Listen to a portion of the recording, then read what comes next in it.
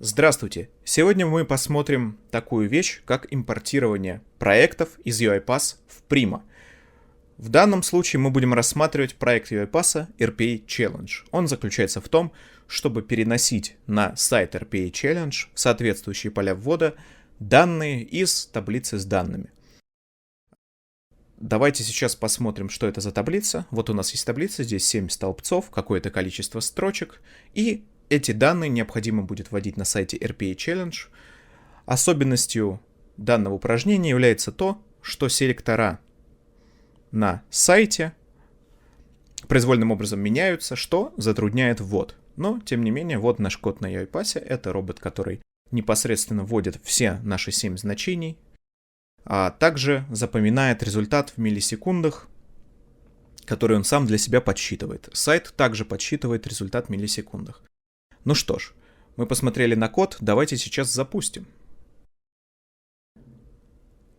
Итак, сайт RPA Challenge открывается в браузере Google Chrome. После нажатия кнопки Start оранжевой внизу производится заполнение форм. Как мы видим, все достаточно быстро. Сайт подсчитал 1411 миллисекунд. Общее время работы робота с учетом запуска браузера и всего остального 3003 миллисекунды. Результат может варьироваться от загрузки компьютера, но тем не менее эталонный робот у нас вот здесь. Итак, давайте посмотрим целиком на код. Наша задача сейчас перенести этот проект в Prima. У нас есть вторая папка под Prima RPA Challenge. У нас есть папка, с которой мы только что работали.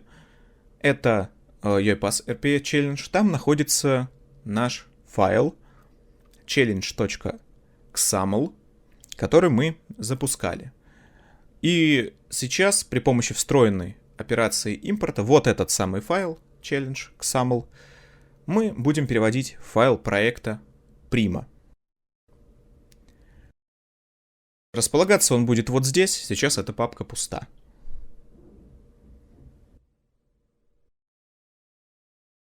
Итак, откроем Prima Studio.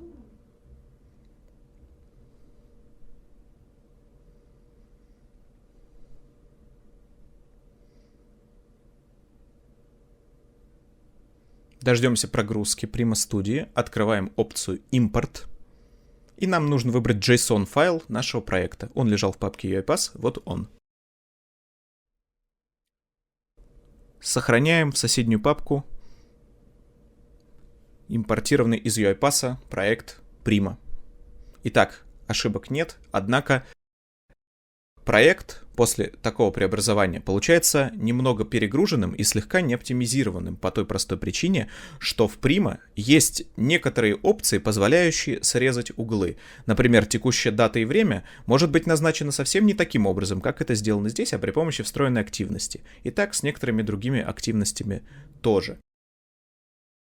Поэтому проект перед непосредственным запуском в Prima будет немножечко переработан в плане удобочитаемости. Также как раз будут заменены те самые активности, которые можно быстрее и удобнее сделать встроенными средствами Prima.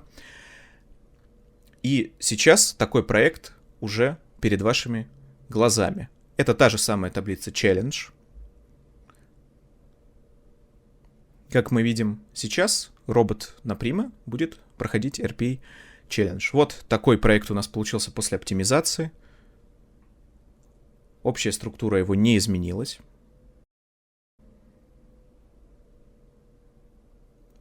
Все логи и сообщения записываются те же самые, как раз мы сможем сравнить. Запускаем. Следует отметить, что данная презентация проводится на другом компьютере, чье быстродействие отличается от предыдущего. Однако результаты по работе робота, подсчитанные сайтом и самим роботом, будут схожими. Мы открыли сайт. Нажали старт.